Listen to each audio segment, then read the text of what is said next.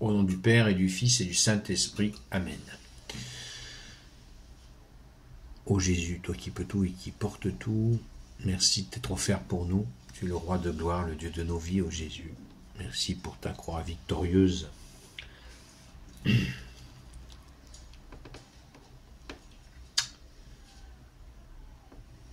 Saint Évangile selon Saint Jean, chapitre 19.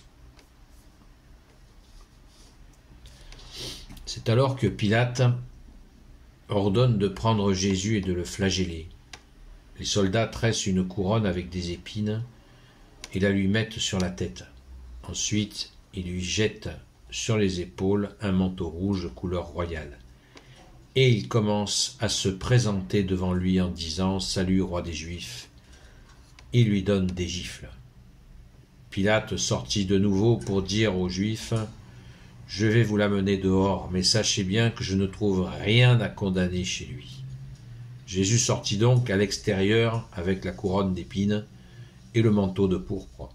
Et Pilate leur dit « Voici l'homme. » Mais dès qu'ils voient les chefs des prêtres se mettent à crier avec leurs policiers.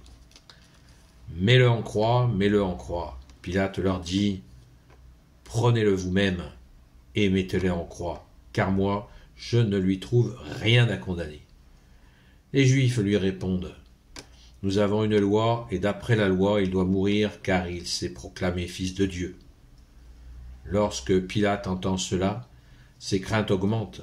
Il rentre dans le palais et dit à Jésus « D'où es-tu » Mais Jésus ne lui répond pas. Pilate lui dit alors « Tu ne veux pas me parler. Ne sais-tu pas que je peux te relâcher et que je peux aussi te faire mettre en croix ?»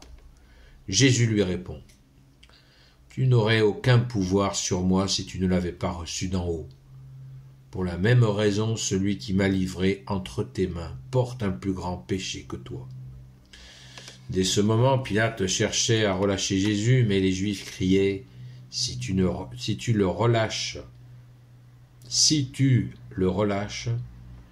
tu n'es pas un ami de César. Ceux qui se proclament rois se rebellent contre le César. » Quand Pilate entendit ces paroles, il le ramena Jésus dehors et il le fit asseoir au tribunal, à cet endroit qu'on appelle Lithostrotos. En hébreu, on dit Gabata. C'était le jour de la préparation de la Pâque, et il était environ midi. Pilate dit aux Juifs « Voici votre roi !»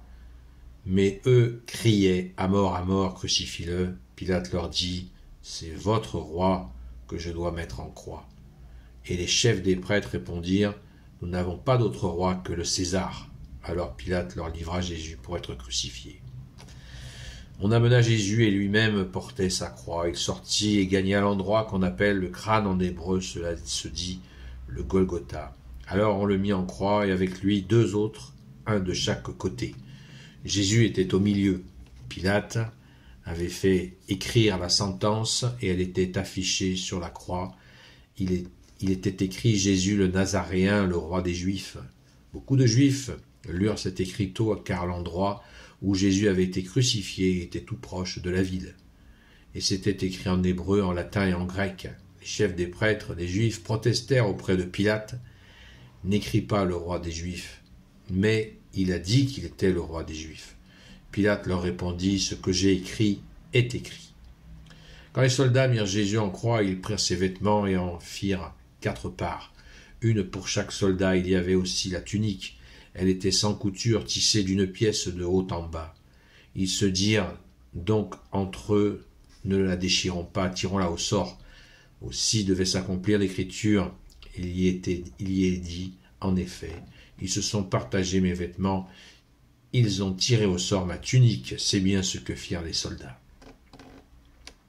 Debout près de la croix de Jésus se tenaient sa mère et sa sœur, et la sœur de sa mère, Marie, femme de Cléophas, et Marine de Magdala.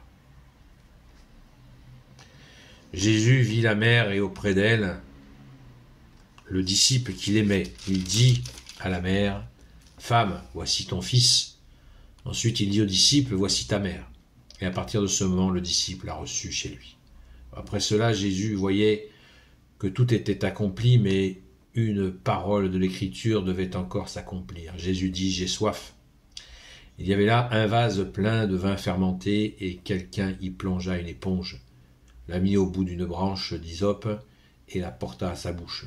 Jésus prit de ce vin fermenté, et alors il dit « Tout est accompli ». Il inclina la tête, et il remit l'esprit.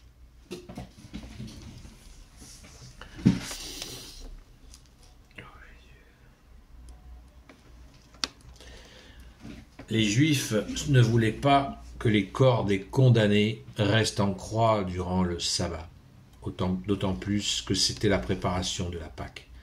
Et ce sabbat était particulièrement important aussi. Les Juifs demandèrent-ils à Pilate de leur faire briser les jambes et de les enlever. Les soldats s'approchèrent donc de ceux qui étaient en croix avec Jésus et brisèrent les jambes au premier, puis à l'autre. Arrivés auprès de Jésus, ils virent qu'il était déjà mort. Et ils ne lui brisèrent pas les jambes.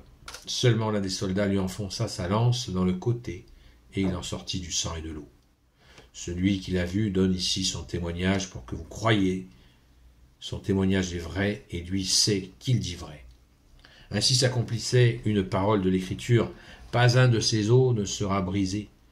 Et l'Écriture dit encore, ils verront celui qu'ils ont transpercé. Après cela, Joseph d'Arimathie intervint auprès de Pilate. Il était disciple de Jésus, mais il ne le disait pas par crainte des Juifs. Il demanda de pouvoir retirer le corps de Jésus, et Pilate le lui accorda. Il vint donc pour retirer le corps. Nicodème vint aussi, celui qui au début avait rencontré Jésus de nuit. Il amenait près de 100 livres d'huile de myrrhe et d'aloès. Ils prirent le corps de Jésus et l'enveloppèrent de bandes par-dessus les huiles parfumées, comme c'est la coutume chez les Juifs pour ensevelir. À côté de l'endroit où on avait mis Jésus en croix, il y avait un jardin, et dans ce jardin un tombeau neuf où personne encore n'avait été mis. Comme la fête juive de la préparation était sur le point de commencer, et que ce tombeau était juste à côté, Jésus y fut déposé. Gloire au Père, au Fils et au Saint-Esprit, maintenant et toujours et pour l'éternité. Amen. Merci Jésus de t'être offert pour nous. Alléluia. Merci Jésus. Tu es le roi de gloire, le Dieu de nos vies. Amen. À très vite.